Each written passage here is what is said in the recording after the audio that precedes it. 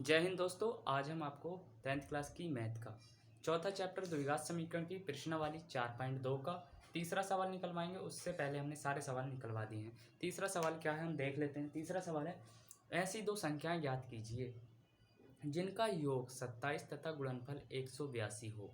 क्या कह रहा है? ऐसी दो संख्याएं ज्ञात करनी है जिनका योग 27 तथा गुणनफल 182 हो। तो हम लिख लेते हैं। तीसरा सवाल है 4.1, माना कि पहली संख्या बराबर x। हमने पहली संख्या मान ली x है क्योंकि हमें पता नहीं था, उसने योग दे रखा है, हमें दो संख्याओं का योग कितना दे रखा है, 27 दे रखा है। तो हमने पहली संख्या x मान ली। अब दूसरी संख्या, तो दूसरी संख्या बराबर 27 माइनस एक्स। 27 माइनस एक्स इसलिए लिया है क्योंकि दो संख्याओं का योग हमें 27 दे रखा था, इसलिए हमने 27 माइनस एक्स ले लिया। अब कह रहा है दोनों संख्याओं का गुणनफल, यहाँ लिखेंगे दोनों संख्याओं का गुणनफल बराबर 182 दे रखा है। तब हम इसे इस तरीके से लिख देंगे। अब देखो, हम x पहली संख्या और 27 माइनस एक्स दूसरी संख्या, इन दोनों का गुणनफल कितना है? 182 है। देखिए यहाँ तक समझ आया?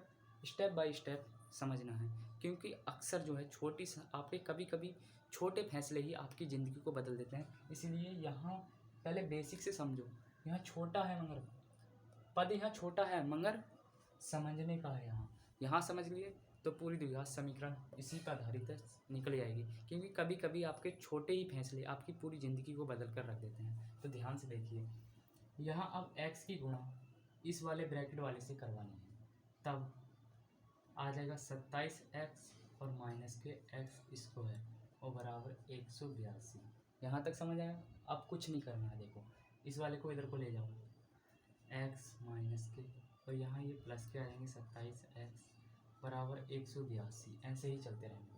अब ये माइनस का हटाएंगे तो यहाँ प्लस का आ जाएगा, x² प्लस की जगह माइनस का आ जाएगा 27x और ये बराबर कितना लाएंगे? माइनस के 182 बराबर 0।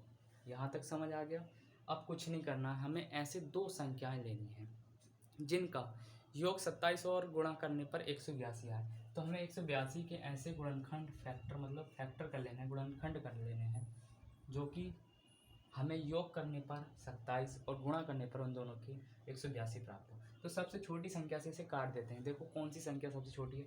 अब वो 2 है, 2 से काटेंगे, 2 नहीं 18, 2 ही कम 2। अब 7 से कट जाएगा, 7 दूनी 7 ही कम 7, बचे 2, 7 या 21। अब 13 से कट जाएगा, तो 7 दूनी 14 और 13, 14 और 13 ऐसी दो संख्याएं हैं जिनका योग 27 आ रहा है और गुणा करेंगे तो 182 आएगा।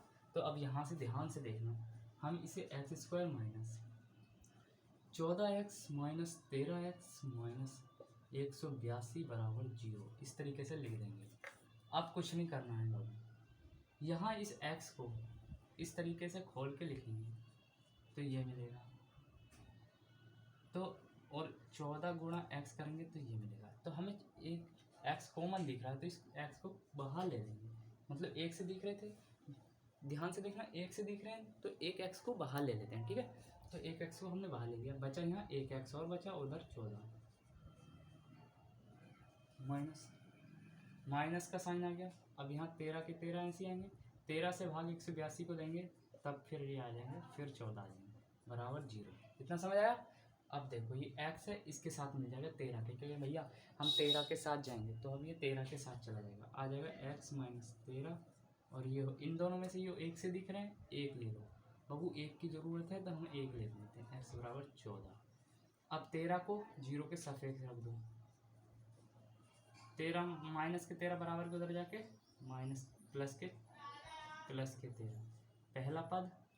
ऐसी अब दूसरा इधर x माइनस 14 है, बराबर के उधर जाएंगे, माइनस के हैं तो उधर जाके प्लस के, x बराबर 14 पहला पद दूसरा पद। यही हमें निकालना था। सवाल हमारा बोर्ड पर हो गया है। आशा करता हूँ सवाल आपको अच्छे से समझ आएगा। थैंक यू दोस्तों।